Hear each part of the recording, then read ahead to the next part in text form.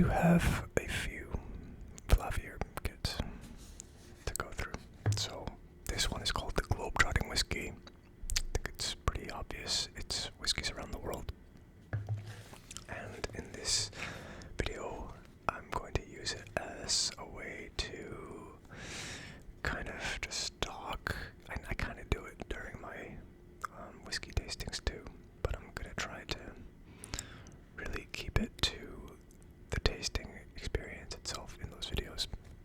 I think somehow I keep it pretty much the same. It's very consistent, right? All my whiskey tasting videos, they're all usually around 45 minutes. No matter what I do, it's kind of weird.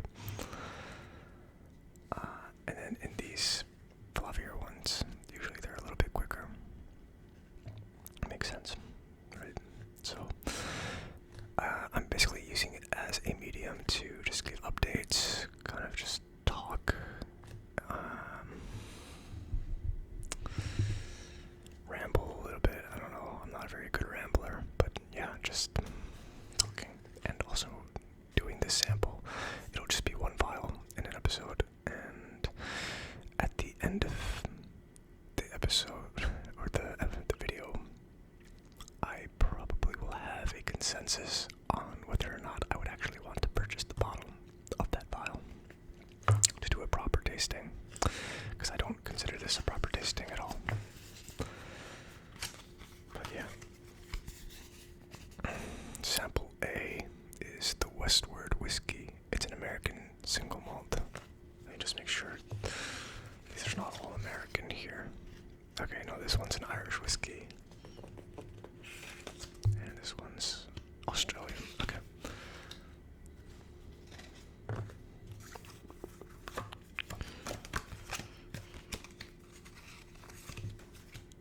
So, the Westward whiskey, American single malt, 45%. Looks like the flavor spiral is very heavy on herbs, butterscotch, orange peel, dried fruit, spiciness, oak, cocoa, lemon, and cinnamon. So there's a pretty good variety on here. I guess this isn't, no, it's definitely not a bourbon, but I am thinking that it's going to taste kind of like a bourbon. We'll find out, but it has a lot of those notes to it. It might be kind of similar to the Willet that I just did too.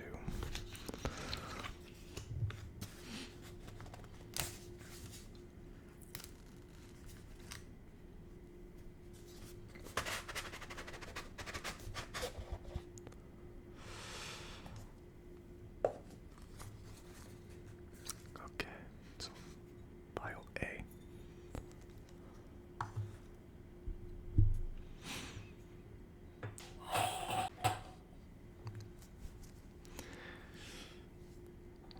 Alright, let's pour this out.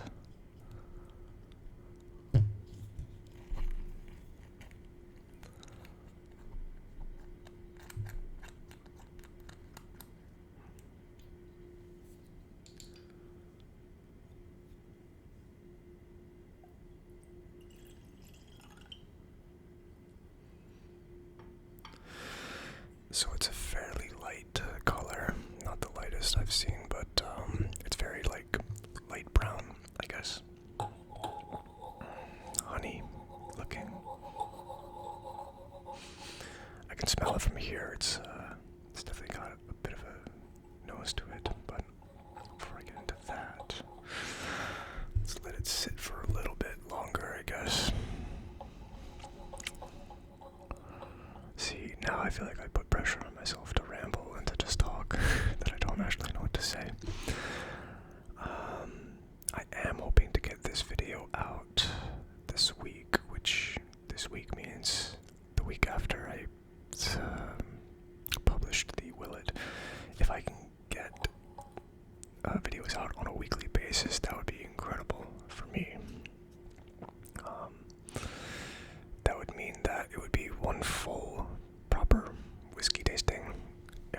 weeks, and these little 0.5 or in between episodes every other week as well. I don't know if I have enough Flavier files to do that or to keep that up. Probably not. So I would probably have to find something else to do in the meantime, if I don't have any. But I do have a bit of a stock. I think I have 3 kits. 3 or 2, I can't remember. And I know I keep saying, but I do want to make some other content too.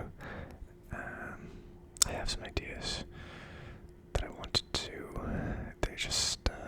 They require a little bit more planning and nothing crazy, and actually kind of similar to this too. Just kind of still in the realm of like drinking, probably alcohol, maybe not. I don't know. And eating, yeah. Gastronomy kind of stuff. I think I like that kind of ASMR content too. And it's funny because I feel like I get ASMR triggers from watching certain food-related things or drinking-related things, and they're not even meant to be ASMR. I feel like those are sometimes the best kind of triggers when the person doesn't even mean to.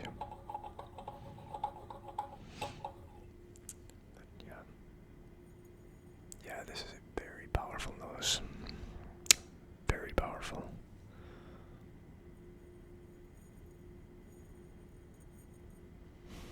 You can definitely smell the spice.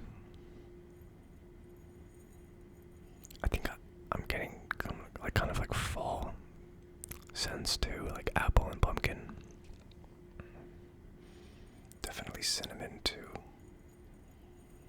Yeah, some spices, like ground spices. Herbs, I guess, yeah.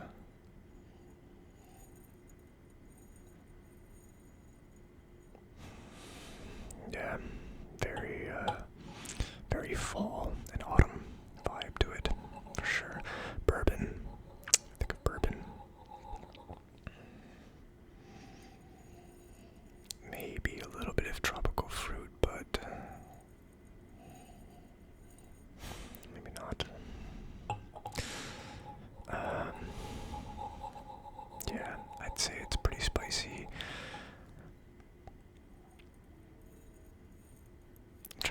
I'm trying to see if I can get some ash or smoke to it. I don't think so.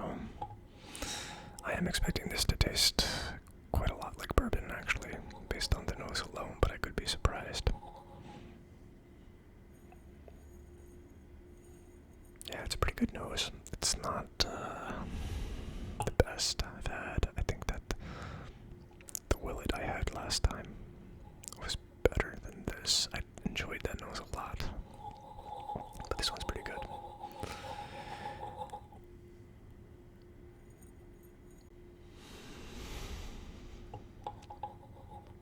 Yeah. Man, I feel like it's almost 2023, and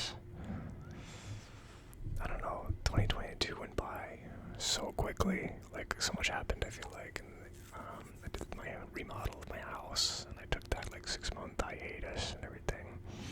Like, things went by very quickly. I can't believe we're already at the end of the year. But yeah,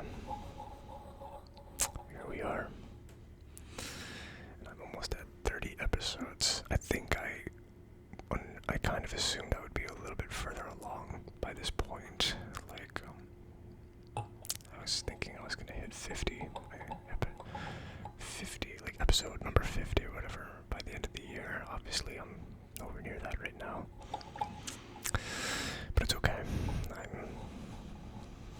I'm pretty happy with the consistency I'm doing in these videos, and I'm happy to see that some people are enjoying it. So yeah, thanks a lot for the support and for continuing to watch and comment on the videos. It means a lot to me, and yeah, I enjoy trying these whiskeys. I feel like I don't quite get the same experience from drinking it by myself compared to when I put pressure on having myself in front of the camera. And actually trying to pick up stuff on my own. I feel like I get a lot more out of it. It's very interesting. And I definitely feel like my ability to pick up notes and experience whiskey has improved a bit. Still consider myself a beginner. I'm still pretty modest and humbled about that.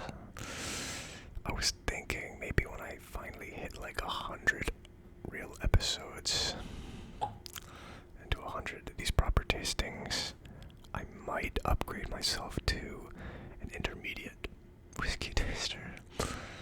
But I don't know yet. I think that's going to depend a lot on how I feel when I get to that point, and that's a very long time from now.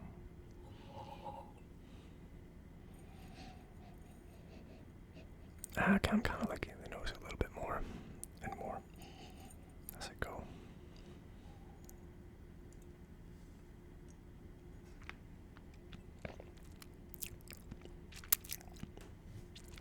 Whoa. Yeah, that's a strong and spicy palate. Wow. That's spicy. That's like, that rivals the dragon's milk that I had a couple weeks back.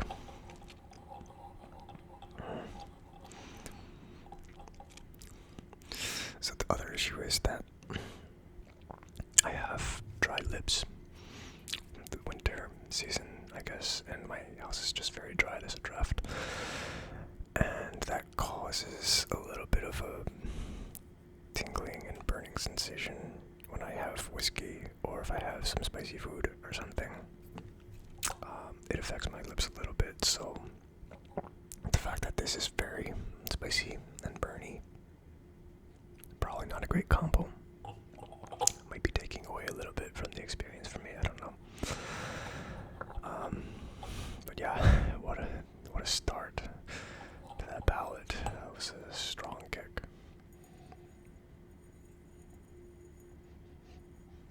In a way, it makes the nose a little bit more enjoyable too, because when I reel back from the palate and I go back to the nose, I feel like I'm picking up some floral notes. Like it's much more subtle and light.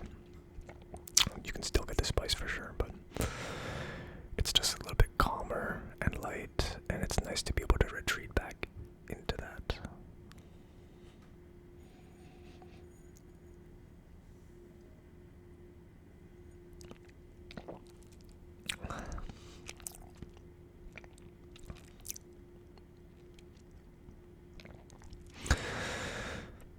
It's a pretty nice finish.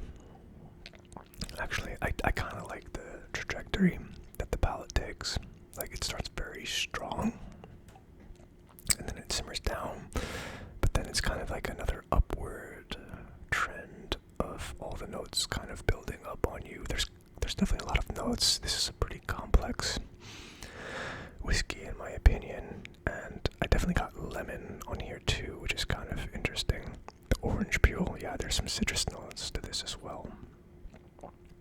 A little bit of tropical fruit. There's definitely a sweetness. There's definitely a sweetness to this, combined with the spiciness. Maybe a little bit of smoke. That's not the dominant flavor though, for sure. I feel like the spice, and there's a lot of different spice notes to this. There's definitely black pepper spice, and there's definitely like ground spices and cinnamon in here, competing with the lighter sweet notes, like the tropical fruits, like the apples and pumpkins, and the citrus notes, the lemons and oranges. They're all kind of competing with each other, and in a pretty good way. There's a blend to this, and it's quite nice. I think that this whiskey is complex enough and pleasant enough that I would want to pick up a bottle for sure in the future and do a proper tasting.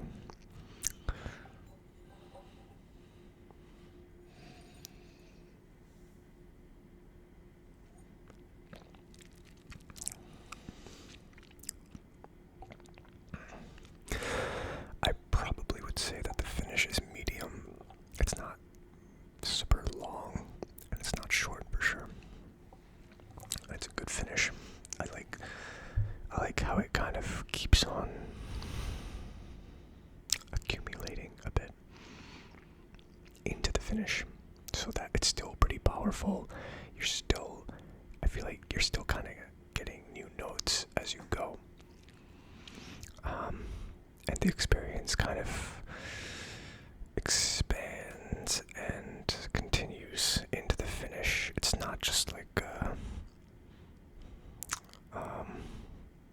culmination or an actual finishing of it. There's still an experience behind the finish. There's definitely some new notes coming up. Whether or not I can identify those notes is another story.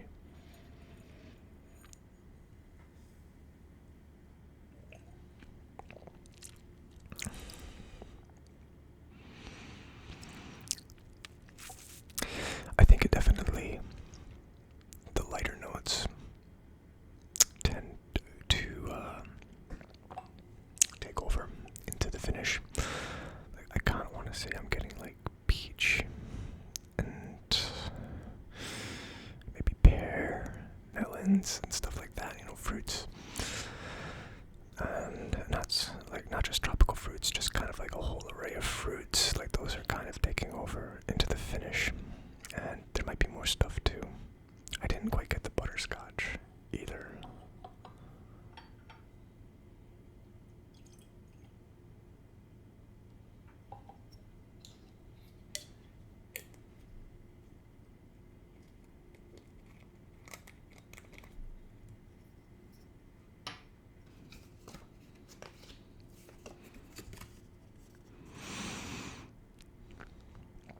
Yeah, I think the only things I was missing on here was the butterscotch and the cocoa and oak. Oh yeah, there's definitely some woody notes in here too. I don't think I was picking up the butterscotch though.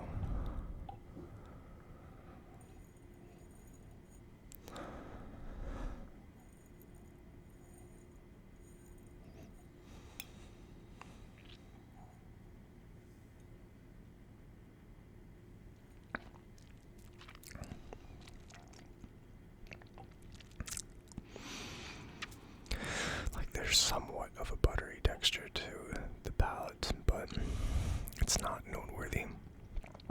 Maybe because the last one I did, the Willet, was very buttery. And yeah, very buttery texture. So this one is much to a lesser degree. So I'm not picking up quite as well.